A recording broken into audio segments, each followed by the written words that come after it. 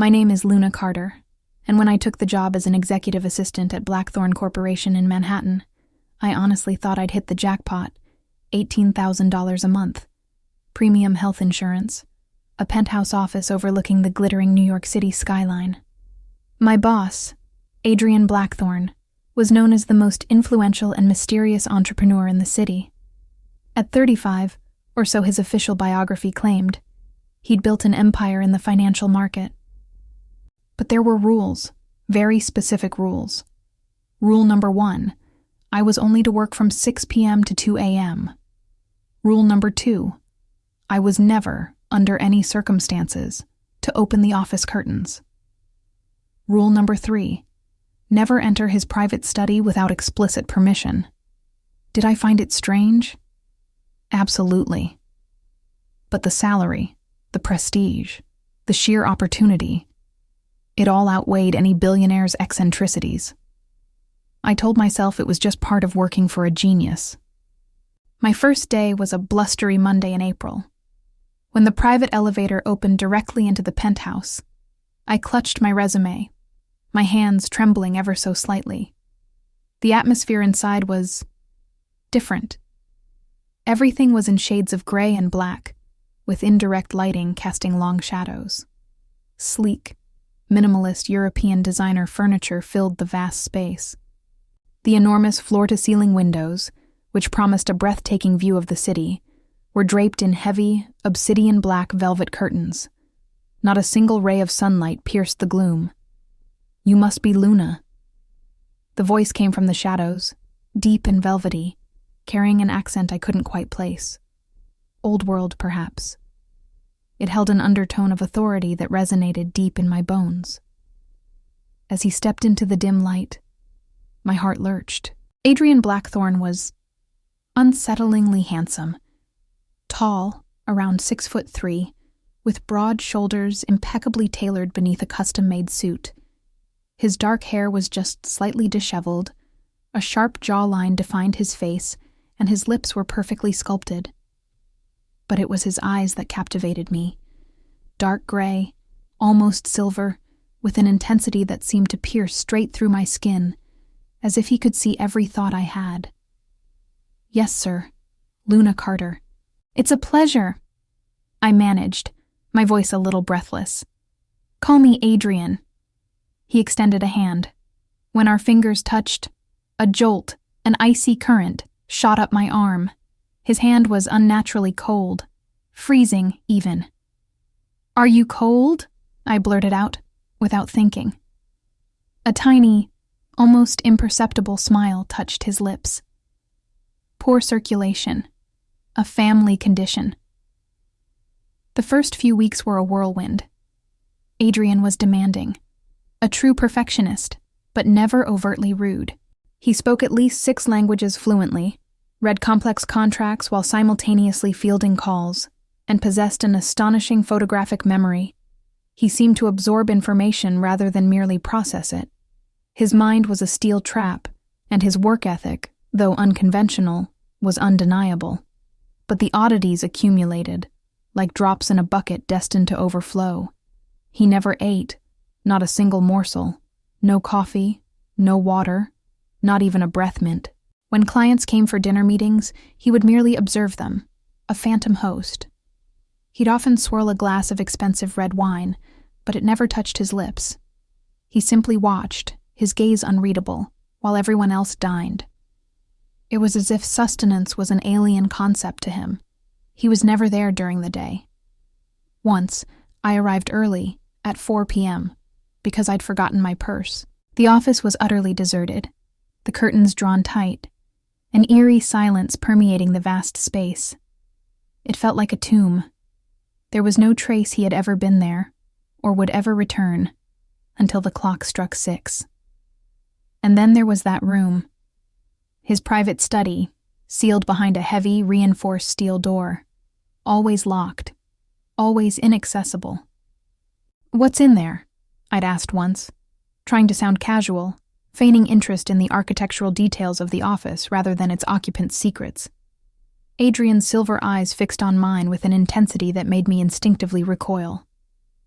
Confidential documents. Nothing you need to concern yourself with, Luna. His tone brooked no further inquiry, yet it held a strange undercurrent, almost a warning. But I saw. For a split second, one evening, when he opened the door, believing I had already left. Just before it swung shut, I caught a glimpse. A medical-grade refrigerator. And inside, it was filled with blood bags. And I started watching him. Discreetly, of course, but with an obsessive focus that consumed my thoughts. Adrian never touched food. His movements were too swift, too fluid, too silent. He moved like a shadow, a whisper in the periphery of my vision. One afternoon, a client accidentally cut his hand on a letter opener. It was a shallow cut, but enough to draw a few drops of crimson. I saw Adrian recoil sharply, his nostrils flaring almost imperceptibly, his fingers clenching the polished mahogany desk with such force that the wood groaned under the pressure. His gaze was fixed on the drop of blood, an unsettling hunger in his usually impassive eyes. Apologies, I must take an urgent call. He had practically fled the room. I went to his private restroom, grabbing a first aid kit. As I passed the slightly ajar door to his study, I heard it. The distinct sound of someone drinking avidly. A muffled gulping, followed by a sigh that was more like a growl of satisfaction. My blood ran cold. I should have run. I should have resigned on the spot. But something within me, curiosity, a strange fascination, or perhaps sheer foolishness, held me rooted to the spot. I needed to know. Because despite the growing fear, there was something else blossoming too. Attraction.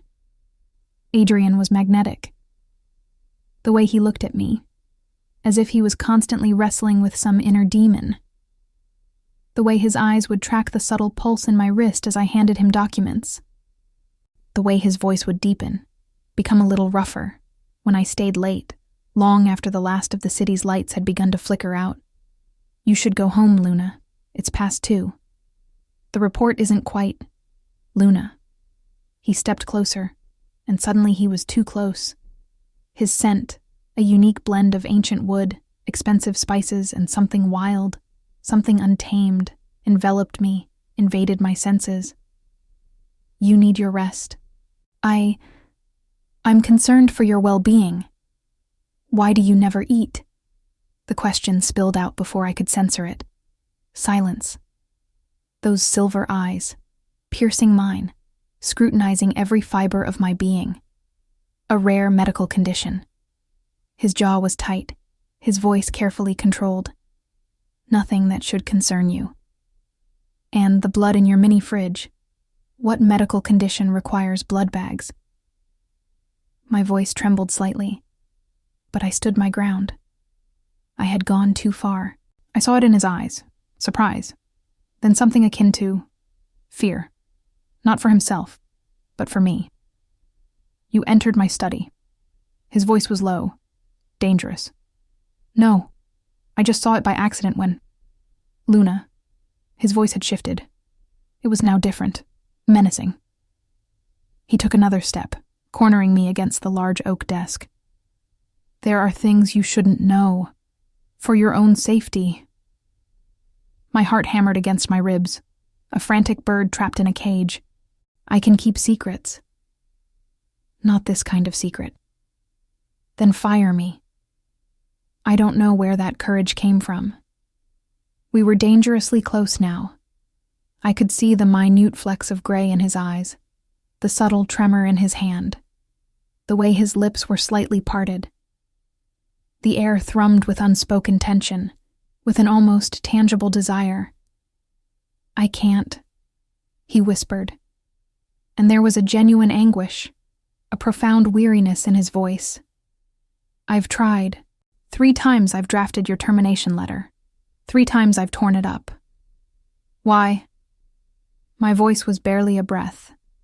His hand rose, his fingers, still impossibly cold, brushing my cheek with a reverence that stole my breath away.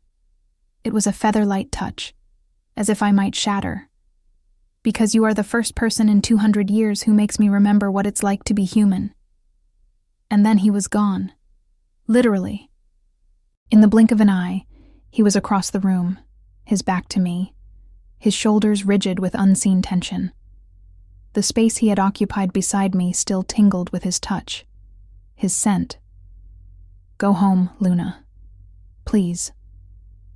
His voice was a raw plea, laced with an urgency I couldn't ignore. I didn't sleep that night, or the next. My mind spun in spirals of impossible theories. 200 years. I started researching. Adrian Blackthorn. The Blackthorn Corporation. The company had existed for over a century, always with a blackthorn at the helm.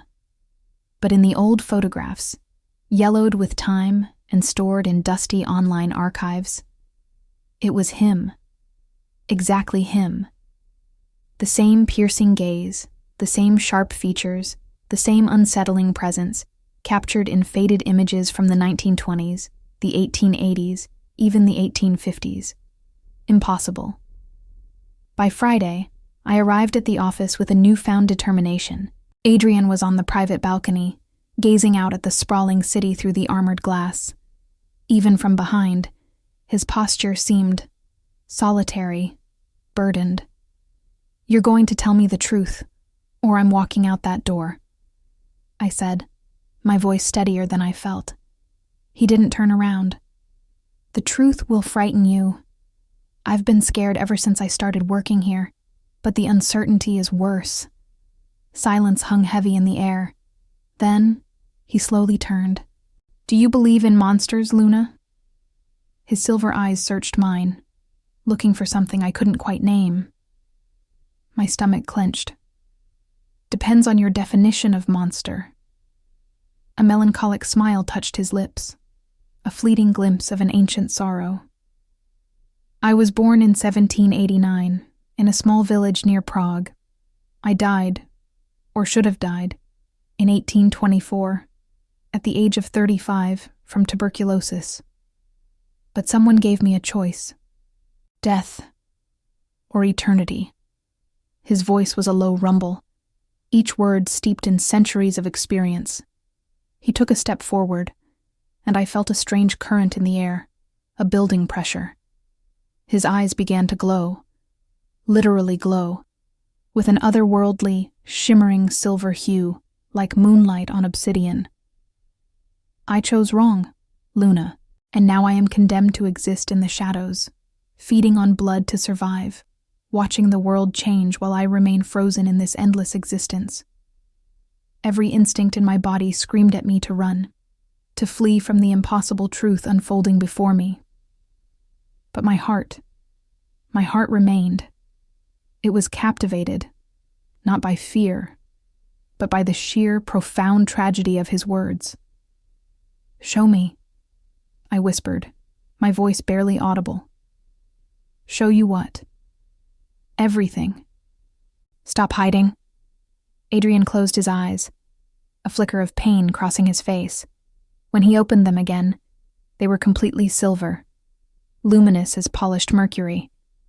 He parted his lips, and I saw them, elongated canines, sharp as razors, undeniably, terrifyingly real. I should have screamed. I should have fled. But all that escaped my lips was a single, breathless word. You're beautiful.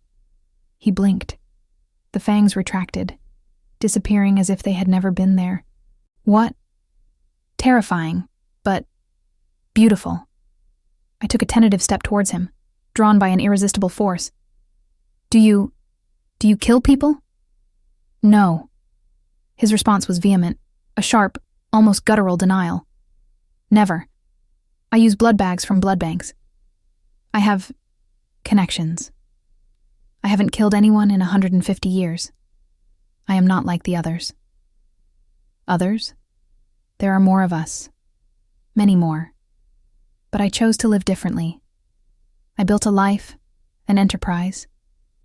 I try to do good, to compensate for what I am. to maintain some semblance of order in a chaotic existence. My hand, as if compelled by an unseen force, rose to touch his face. He flinched at the contact, as if he hadn't been touched by a human in centuries. His skin was still cold, but there was a tremor in his jaw. Why me? Why did you keep me here if it's so dangerous? His eyes closed again, and his hand covered mine, pressing it gently against his cheek. Because your blood sings to me, Luna.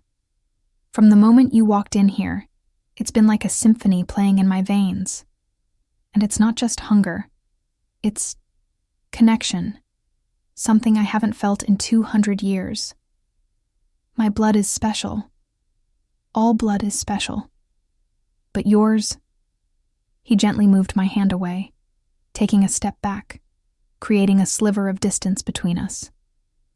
Yours is dangerous to me. Because the more I know you, the more I want you. And not just your blood. His voice was raw, laced with a desperate honesty. The air between us crackled, thick with an almost unbearable electricity. The city lights outside blurred into an abstract painting, all my focus on him. What if I want you too? And this is madness. Adrian ran a hand through his dark hair, his gaze sweeping over the opulent office, as if trying to ground himself in its familiar reality. You don't understand the risk. Then explain it to me, I insisted, refusing to back down. He led me to the plush leather sofa, gently pulling me down beside him. The vampire world has its own rules, its hierarchies. And there are others who don't share my philosophy. Victor Draven, for example. He leads a powerful clan that believes humans are merely sustenance, nothing more. And they know about me. A chill snaked down my spine, despite the warmth of his proximity. Not yet, but if they sense how potent your blood is, how it resonates, they will come for you. I've managed to maintain my lifestyle discreetly for centuries, but you have made me lose my control. He confessed, his voice barely above a whisper. What do you mean? Adrian turned to me, a raw vulnerability etched on his face, a look I never thought I'd see in those ancient eyes. I've bought 10 times the usual amount of blood bags this past month, because every time you're near, every time your heart quickens, every time I feel the subtle pulse at your throat, the thirst is unbearable, but it's mixed with this utterly human desire to protect you, to know you, to make you smile. His hand found mine, cold against my skin, yet sending a warmth straight to my core. You make me feel human again, Luna, and that is terrifying. I entwined my fingers with his, surprised by the sheer strength and fragility I felt in his touch. I'm not afraid of you. You should be. But I'm not. Maybe it's madness, but ever since I found out, I should have run. And all I want is to stay closer. My voice was firm, resolute. Adrian groaned, a low, desperate sound. You're making it impossible to resist. Then don't resist. And I kissed him. It was like plunging into freezing water and burning fire at the same time. His lips were cold, yet the way he kissed me back was a pure, ardent flame, centuries of suppressed emotion unleashed. His hand cupped the back of my neck. The other found my waist, pulling me closer, as if I were oxygen and he was drowning. It was a kiss that stole my breath, stole my thoughts, stole my very self. When we finally broke apart, we were both breathless. Well, I was. He, apparently, didn't need to breathe quite so much. Luna. His voice was raw, husky. If we start this, I won't be able to stop. Who says I want you to stop? There are consequences, rules that... Then, the window exploded. Shards of glass rained down across the office as a figure landed in the middle of the room with supernatural grace. A man, or something that was once a man, with unnervingly blonde hair and eyes that glowed red like hot coals. Adrian Blackthorn. What a delightful surprise. His voice was a sibilant, amused hiss that scraped against my nerves. And even more delightful, a human. And what an aroma. He took a deep, predatory sniff, his red eyes gleaming with hunger. Adrian moved with lightning speed, pushing me behind him in a blur of motion I could barely register. "Victor, get off my property." His voice was a low growl, filled with barely contained fury. Oh, but I sensed it, my old friend. I sensed it from across the city. Rare blood, blood of the lineage. Victor inhaled deeply again, his red eyes burning with a terrible intensity. "She's a descendant of carriers. Her blood could make us stronger, Adrian. Faster. Almost invincible." My stomach plummeted. "What does he mean?" I whispered to Adrian, my voice filled with a sudden, dreadful understanding. "Your family, Luna." Adrian's gaze never left Victor's. "They were hunters, centuries ago. Not ordinary hunters. They had special blood, blessed, which made them stronger. That blood passes through generations, diluted, but still present. And potent. And so wasted on someone who doesn't even know what it is."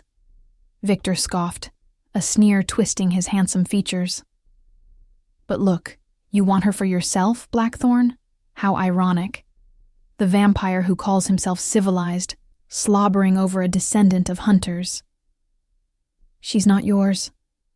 Adrian's voice was lethal, cold as ice, yet burning with protective fire. "She never will be." "We shall see." Victor lunged. Adrian was faster.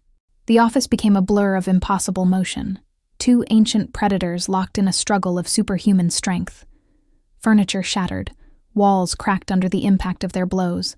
It was a maelstrom of ancient power unleashed. "Luna, run!"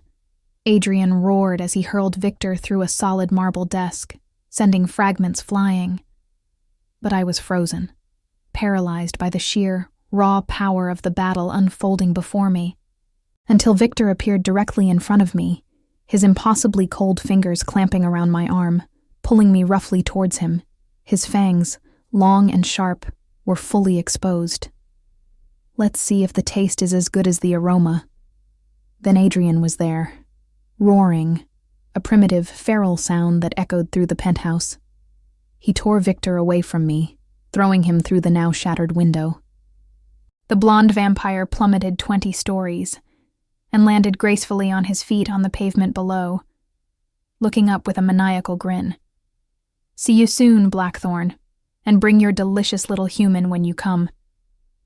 Adrian spun around to face me, his silver eyes still glowing with residual power. "Are you hurt?" There was blood, a shallow cut on my arm, weeping crimson where Victor's claws had scraped me. Adrian froze, his nostrils flaring, his entire body tensing like a taut wire. The air became thick with a dangerous tension, a battle waging within him. "Adrian, you need to leave, now." His voice was strained, guttural. "I won't leave you." "Luna." His fangs, though retracted, felt like they were just beneath his lips, straining to emerge. His hands trembled, clenching and unclenching. "I could hurt you. Please." But I saw it. I saw the epic struggle playing out behind those silver eyes. Monster versus man, hunger versus love. The raw, desperate fight for control. I grabbed a linen napkin, wiped the blood from my arm, and pressed it against the cut. "Breathe. Look at me. Adrian, look at me." He obeyed, his chest heaving, his gaze locking onto mine. "You're not like him. You won't hurt me. You don't know how much I want to. I do know, and you're choosing not to.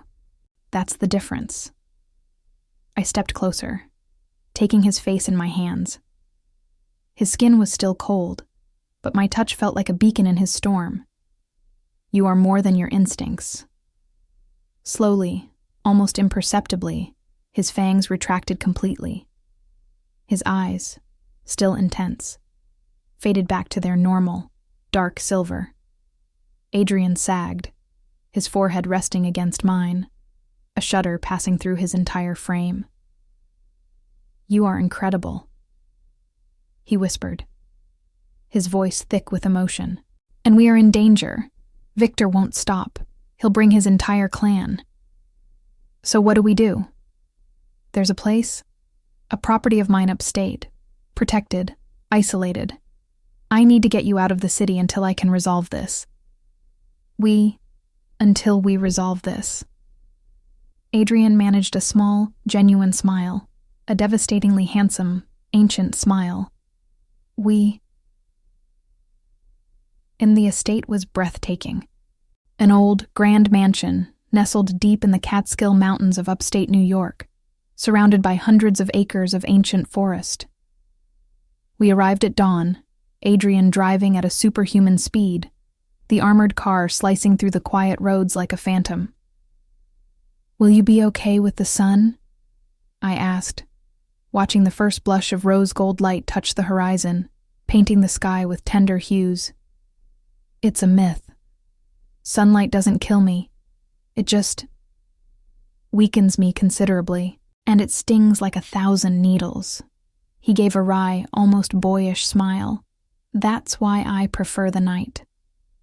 The mansion itself was a fortress, yet felt like a home. Its windows were fitted with special, tinted film. They allow me to move about during the day if necessary. I built this place as a last refuge, about 50 years ago.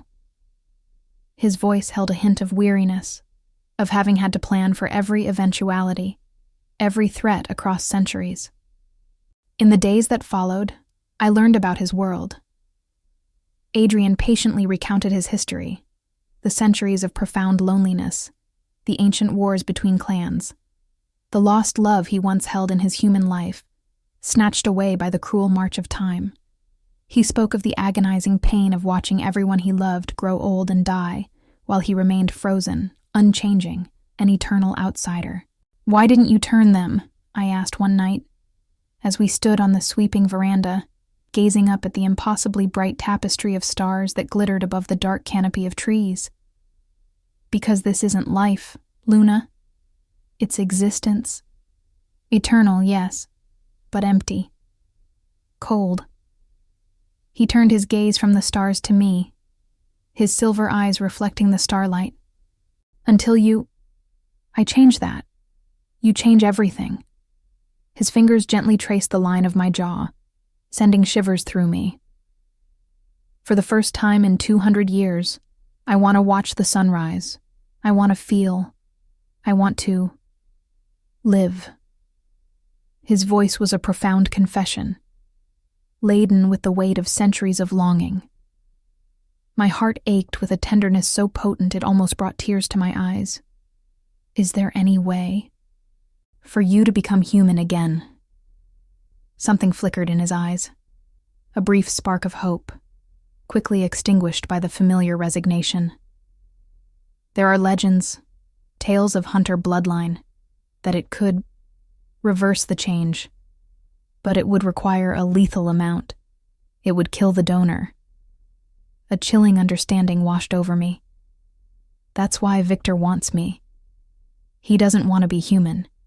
He wants to use your blood to become stronger. An invincible daywalker. Adrian took my hands, his touch grounding me. But there's something else. Hunter bloodline can also create a bond. If a vampire drinks it willingly, offered with love, it creates a connection that binds them. Entwined souls. Like a vampire wedding? I asked, a playful note in my voice, trying to lighten the heavy truth. He chuckled softly, a sound like rustling autumn leaves. Something like that. It's rare, permanent, and it makes the vampire vulnerable. He comes to need that blood, that person. If she dies, he weakens. perhaps even perishes. It's a total surrender. Would you do that? Bind yourself to someone in such a way? His eyes, full of ancient wisdom and newfound emotion, sought mine. If it were you? In a heartbeat. The kiss that followed was natural, inevitable, deeper, more desperate than the first. His hands found my waist, mine tangled in his thick hair. When he lifted me effortlessly into his arms, carrying me inside, the entire world outside the mansion's walls simply ceased to exist. Only Adrian and I remained, adrift in a universe of our own making. Luna. He breathed against my neck, his voice a low moan. If we continue, I won't be able to stop. Who said I want you to stop? That night, beneath the silent, watchful gaze of the upstate New York stars, I surrendered completely. And Adrian, a being of 3 centuries, who had known untold desires and witnessed empires rise and fall, was reverent, impossibly gentle, passionately tender. Every touch was an act of worship. Every kiss, a solemn promise whispered across time. "Are you certain?" he murmured, his forehead resting against mine, our bodies intertwined, skin against skin. I've never been more certain of anything in my life. This changes everything, Luna. There's no going back. I don't want to go back. When he bit, delicately, on my wrist, drawing just a single drop, the pain was minimal, barely a prick. But the sensation, it was indescribable. As if our very souls recognized each other. Ancient meeting new. Eternity, embracing humanity. A profound merging of 2 distinct essences. His eyes flew open, wide with shock and wonder. I feel it. I feel everything. Your heart, your thoughts. I do too. And it was true. I could sense the vastness of his existence, the profound loneliness of centuries, and now, the warm, vibrant light of hope filling those once dark voids. I felt his awe, his trepidation, his boundless love. "You're mine," he whispered, his voice thick with reverence, with ownership, but a gentle, loving ownership, and you are mine. They came on the 3rd night.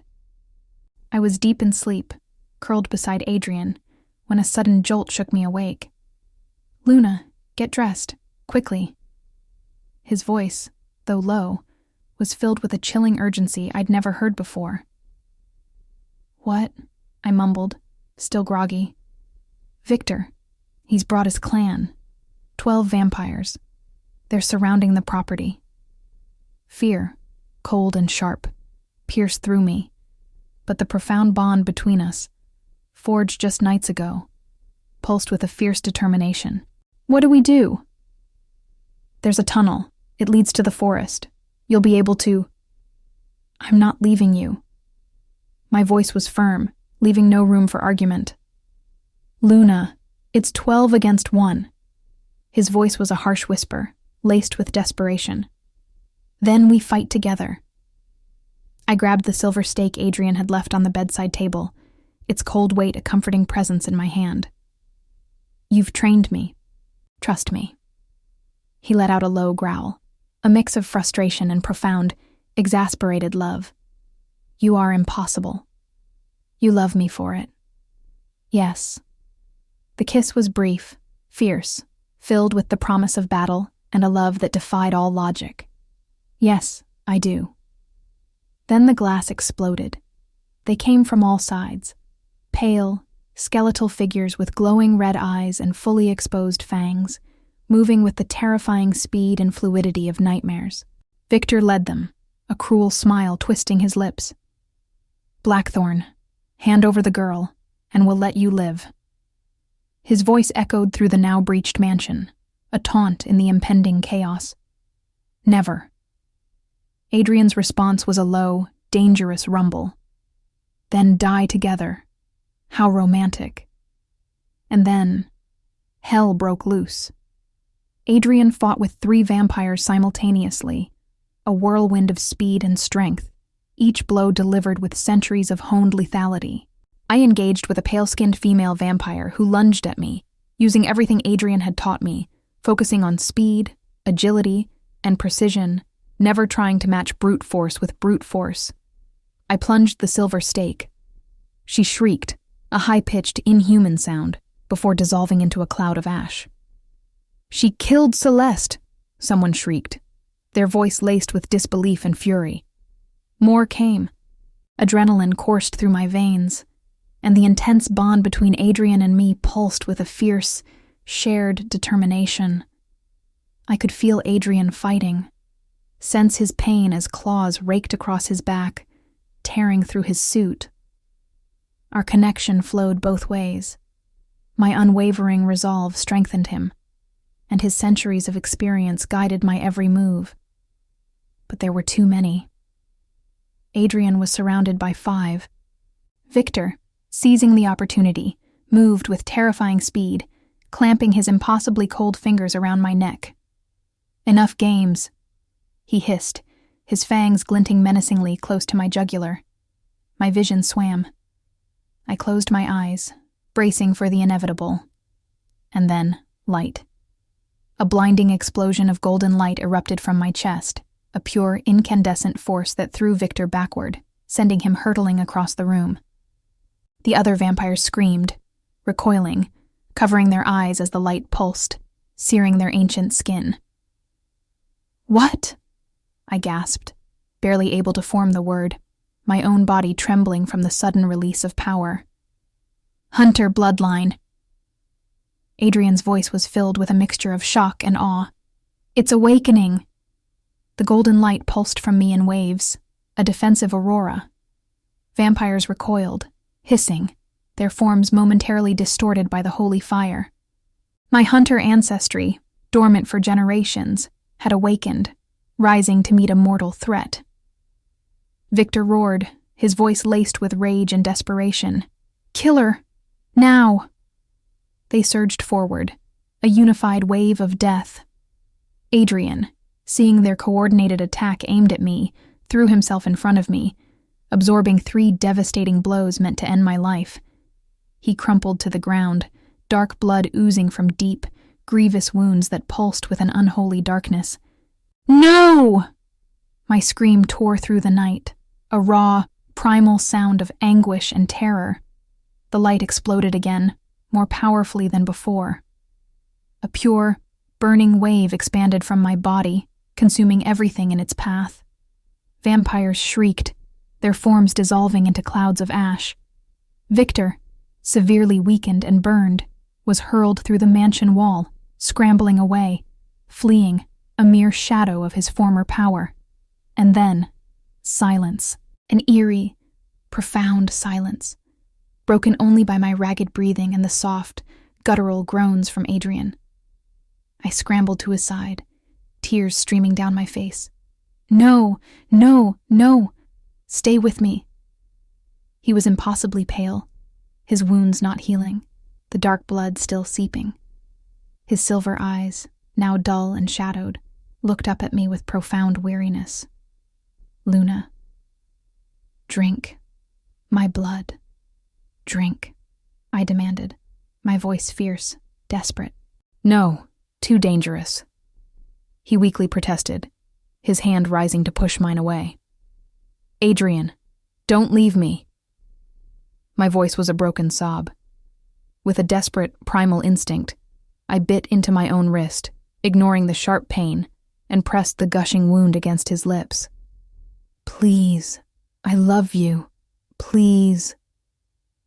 He resisted for a fraction of a second, his body trembling with the effort. Then, instinct and love intertwined into an irresistible force, won out. He drank. As my blood, the ancient hunter blood, mingled with his, a miracle unfolded. The gaping wounds on his body slowly began to close. Color, a faint blush of life, returned to his ashen face. But something more profound happened. His eyes, the familiar, striking silver, began to shift, to gain nuances of soft blue. His skin, always impossibly cold, gradually warmed beneath my touch, and his chest. "You're breathing," I whispered, my voice filled with utter wonder, disbelief. Adrian touched his own chest, his eyes wide with an emotion I couldn't quite grasp. I am breathing. My heart. A single tear, a real human tear, traced a path down his cheek. My heart is beating, Luna. The hunter bloodline, combined with true love, offered freely, without fear. He let out a laugh, a sound of pure, unadulterated joy, a sound I never thought I'd hear. The legends were true. He pulled me into a kiss, and now, his lips were warm. Truly, wonderfully warm. The morning sun streamed through the wide-open windows of our cozy Brooklyn apartment. Adrian was in the kitchen, actually cooking, humming a low tune as he meticulously prepared coffee. The aroma of freshly brewed coffee and sizzling bacon filled the air, a mundane miracle. "This is strange," I chuckled, wrapping my arms around his waist from behind, resting my head against his now warm back. "What? A 300-year-old man learning to make omelets?" He turned, pulling me into a tender embrace, his blue eyes sparkling with affection. I still marveled at how warm he was now, so completely, wonderfully human, completely strange, and utterly perfect. There were still consequences, of course. Adrian was human. But his memories, his enhanced intellect, his finely honed senses, and his incredible strength remained, legacies of centuries as a vampire. He would age now, but slowly, gracefully. We had time. So much time. And my awakened hunter bloodline had made me stronger, faster, more resilient. Not a common human, but not a vampire either. Something in between. Something new.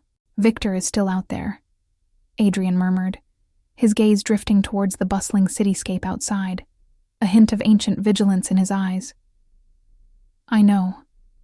But now there are two of us. And the Vampire Council issued protection for us after you exposed his crimes," I reminded him, squeezing his hand. "Never thought I'd be protected by vampires." He grinned, a genuine, heartwarming smile that crinkled the corners of his eyes. "But then, I never thought I'd fall in love with a human descendant of hunters who would make me human again. Life's funny that way. Death, too, apparently." We laughed together, a shared, joyful sound that filled our apartment. He lifted me effortlessly, settling me onto the kitchen counter, positioning himself between my legs, his hands resting gently on my thighs. "Do you regret it?" I asked, twirling a strand of his dark hair around my finger, my gaze searching his. "Leaving immortality behind?" "Never." His eyes, now definitively, beautifully blue, glowed with a sincerity that stole my breath away. 200 years of empty existence aren't worth one day truly living by your side, breathing, feeling, loving. "I love you, Adrian Blackthorn. I love you, Luna Carter, for all my remaining days." And when he kissed me, with the warm morning sun bathing our faces in its golden light, I knew. Some endings aren't about immortality. They are about finding someone who makes you want to live every precious, mortal second. And this was our forever.